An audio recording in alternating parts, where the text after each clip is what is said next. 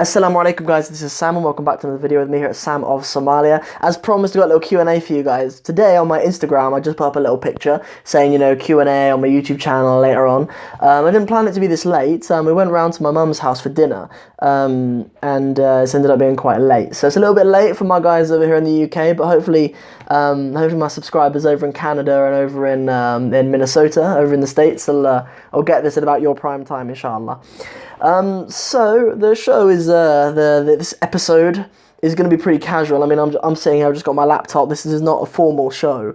I mean, it's not a formal channel at all. But what I would love, like my dream, I was talking to some people about this today. My absolute dream would be to have like Sam of Somalia show every week, like Friday night or Saturday night or something, to like a live Sam of Somalia show, and I'd have guests and stuff, and like I say, like the best guest that I'd love to have on would be Mo Farah. Like if I could have Mo Farah on and we could just be talking about whatever.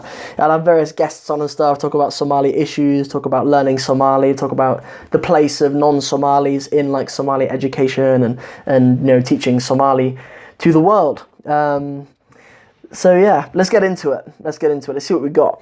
So, there are quite a few questions. I'm going to go through most of them. I don't think any will get censored out. I think I'll go through most of them. So, okay, first one from Liwan One Up. I don't know who that is. How's your son Yusuf doing? Alhamdulillah. He's fine, alhamdulillah.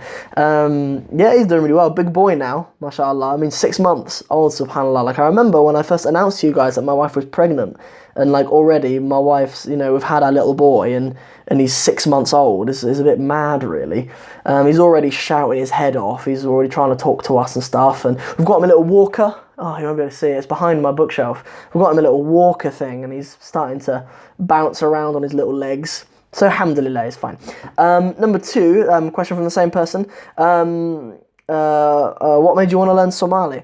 My channel's full of that answer, really. I mean, the black and white of it is, first met Somalis when I moved to London, was really intrigued by their language and culture. I thought their language just sounded really cool, really kind of abrupt whilst eloquent. And the people just had a really nice, amazing culture of laughing and sharing, and a real like family orientated culture as well, which I just thought was awesome. And then I've actually got a book coming out as well. I've got a book coming out in the next week or so. So if you really want me to expand on that, then obviously you can go ahead and get hold of my book. I'll leave a link in the description to some more information about that, inshallah. The next one. The next questioner is Moonlight Ucht on Instagram, and she asks me, how do you like banana and rice? I love it. I can't get enough of it. Not even just rice with banana. Like, I don't know what the rules are anymore. Like I've seen it be eaten with all sorts of stuff. It's not even just rice and banana. I've been eating all sorts of stuff with my wife, and I've turned a blind eye for 1 minute. I look back, there's banana in it. Like, we'll be having a perfectly good meal, spaghetti bolognese or something. I'll turn away 1 minute, turn back, there's a banana in it. So, it's not even just rice, but takes a little while to come round, but there's very good reason for it. It's so good. If you're having a bit of basto, stick a banana in it. If you're having some rice and some meat, stick a banana in it. It's a good rule of thumb. Actually, no, I've never seen that. Ambulo, I've never ever seen banana in ambulo.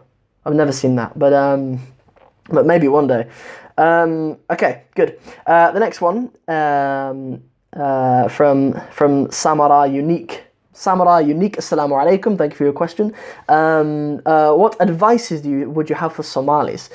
I mean, within my capacity, like, there are certain things like pertaining specifically to the Somali community that it's not really in my position to give advices for, but as a brother who's kind of trying to learn your language and culture, and someone who's a brother in Islam, what I would advise you is not to look for like success for your country in anything other than Islam.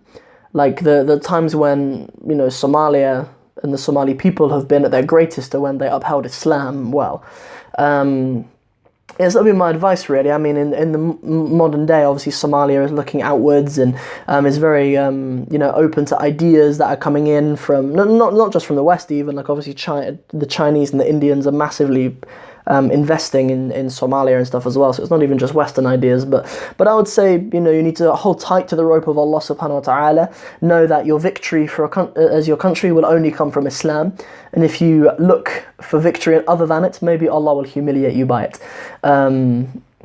Yeah, if any of you know, that's actually a saying that Umar ibn al-Khattab radiallahu an, he said about the Arabs. He said that we are an ummah that have been given greatness by Allah subhanahu wa ta'ala, and if we look for victory in anything other than it, he may humiliate us.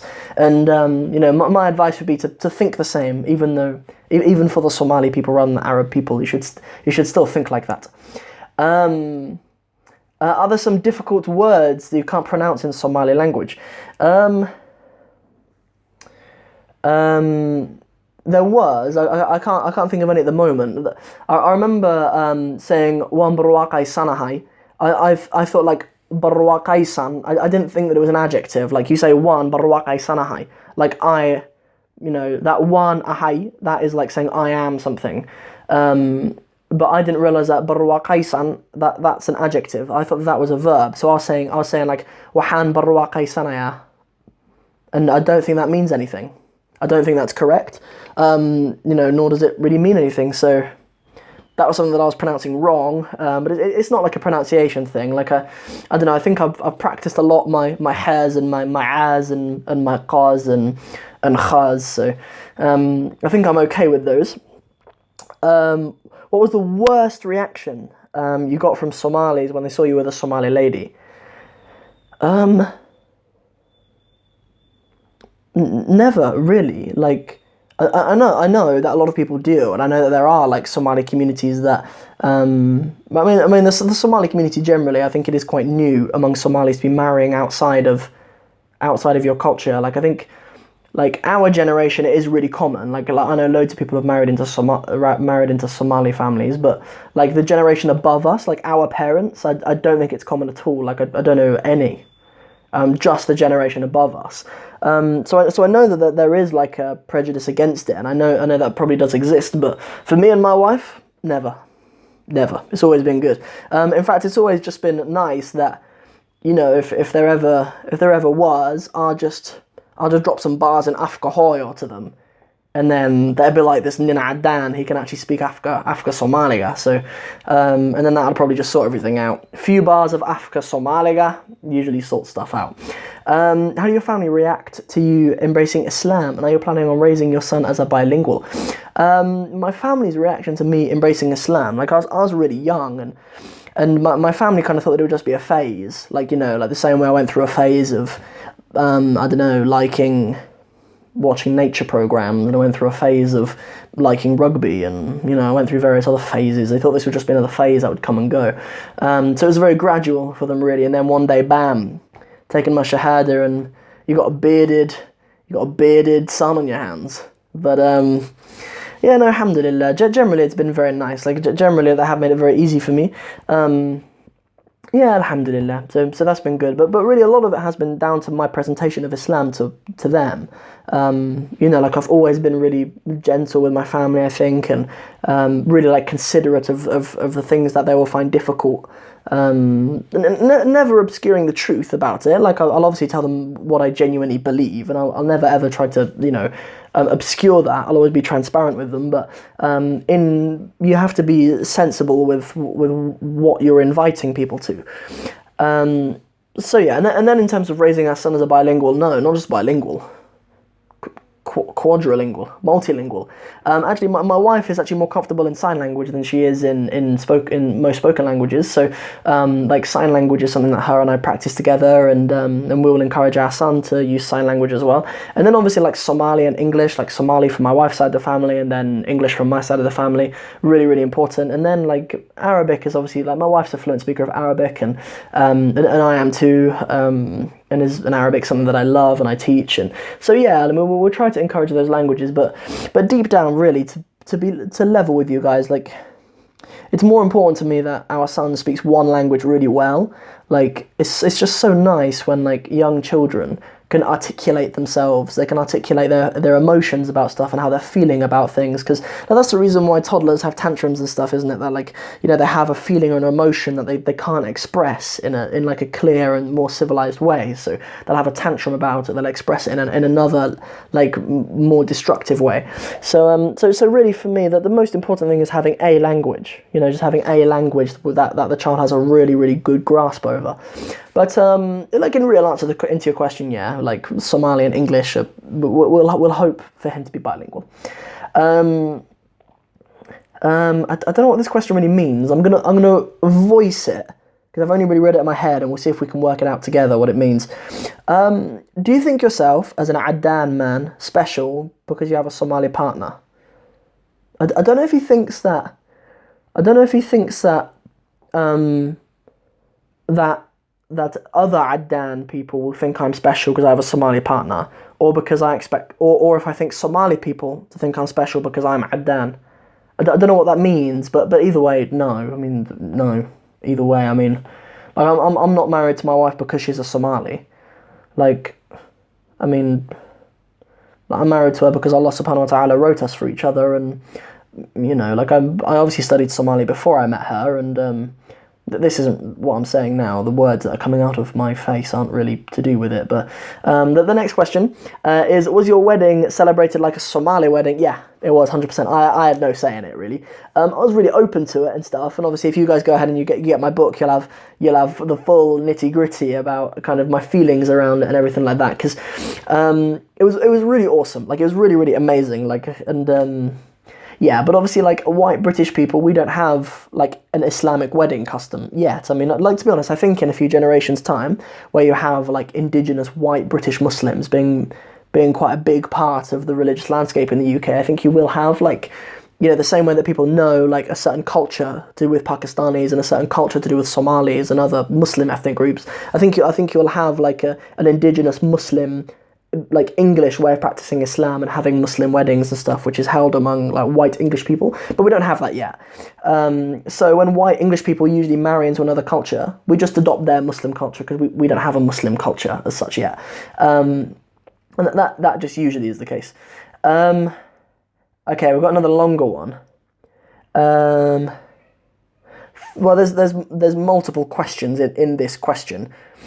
Okay, I want to ask you, why you learn Somali language, number one. I sort of answered that before. And why do you marry a Somali girl? Can't you get other girls? Subhanallah.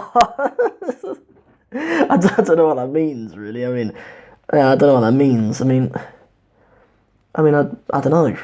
I mean, no, I suppose I can't get any other girls, but I mean, even if I had thousands of women available to me, I'd obviously still want to be with my wife because I love her to pieces and she's the mother of my son. So, alhamdulillah, ala kulli hal. Do you have children? Yes, alhamdulillah. I have one son called Yusuf and he's 6 months old. I did not choose his name. I've made that very clear on my channel. I did not choose his name. But alhamdulillah, that's it's a very, very nice name. Yeah. Are your children in Somalia or in my country? They're in the UK. Well, he is in the UK. He's not in Somalia. Did you live with Somali people? Yeah. Like, I spent a little bit of time living with my in-laws, just whilst we were between two houses. So obviously I was living with my in-laws, and obviously I live with my wife and my son, and my wife is obviously full Somali, and my son is half Somali, so I obviously live with Somalis. Right, what else have we got? What do you like the most about Somali culture? That's a really awesome question. The thing that I love the most, there are a few things really. Due to what I really love in life generally, like the thing that I love the most about the Somali people and the Somali culture is its inclination to sharing. Like the Somali people, and it's due to the success of like Somalis are equipped fully for being like social media successes. Like I've tried, like I've said on previous videos, like I've tried to create YouTube channels in other areas, and I've just never had anywhere near as much fun or as much success in any other areas, like outside of in the Somali community, and like the willingness to just share. like for them to see something good that they get value with and share it from the Somali community is amazing, and that's something really beautiful. But obviously that applies outside of like the social media space. Even, you know, whenever Somalis hear about something good, I mean, my mother-in-law, when she hears about something good, you know, she's got, you know, various hoyoyin on the other end of the phone who she'll share her ideas and stuff with, and share her good news and resources and stuff with. So an inclination for sharing, I think, would be the top one. But among others, you know, including being family orientated and stuff like that, and you know, other real virtues of the Somali culture from an outsider's perspective, looking in at the Somali people. And then there was another one. I can't find the question. I must have just brushed over it though, but I thought it was a really, really good question. What is the worst part of being married to a Somali woman? Which I thought was a really, really interesting question. And actually the worst bit, I would say, yeah. And I don't think it's just my wife who's guilty of this. I think it's loads of you out there. Why is there sugar in everything? There are perfectly good meals, ambulo. Why is there sugar in it? It's savoury. It's a savoury food. Well, why is there sugar and oil in it? I mean, the worst bit even is that, even though that's so odd, and it took me so long to get used to sugar, so much sugar being in tea and in coffee and in halwa and in loads of other stuff, like, it came to like savoury foods, and my wife came, she brought me a ambula with oil in it, like loads of oil in it and loads of sugar, and I couldn't understand it. I didn't know what was happening in the world. I thought, why does this exist? And do you know the thing that is more difficult than that is that I actually like it now. Like not only of humans gone and put sugar in things like that, but the worst thing is that I like it now. So that's the worst part. And to be honest, if that's my biggest complaint, then alhamdulillah, Allah subhanahu wa ta'ala has given me a very happy marriage, alhamdulillah.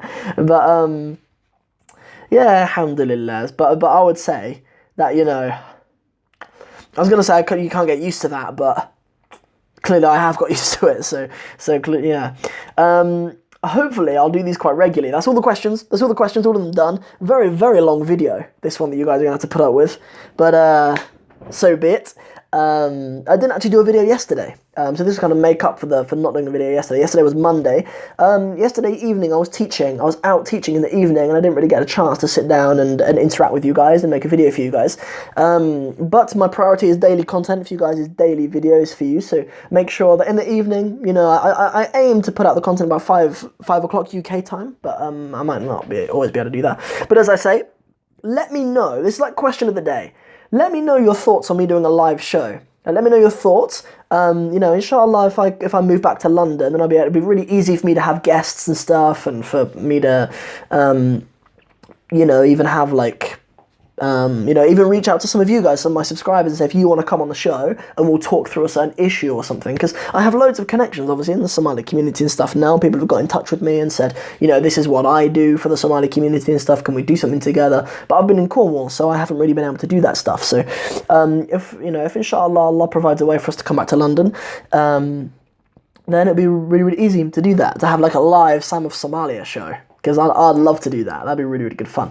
Last thing before I go is Q&As is something I'd like to make a habit of. I think it's a really nice way for you guys to get to know me, and it's a good way for me to hear from you guys and see what you want from this channel, and what sort of value I can provide for you guys. So do it quite regularly. If you still haven't, I've requested this a few times, so if you still haven't, gone over to my Instagram and follow me on Instagram, because I put like Q&A requests for questions on my Instagram. It's easier to do that than on YouTube. Although I do obviously look at the comments on YouTube, so if you do just stick a comment in YouTube, that's cool. But obviously, really appreciate it if you head over to Instagram and follow my Instagram account too. I think that's it for now. Don't think I have anything else for you right now. So as always, usual outro. If you enjoyed this video, and I hope you did, then don't forget to like and share it, and don't forget to subscribe to this channel. And before I go, let me just give you a big Nabagilio.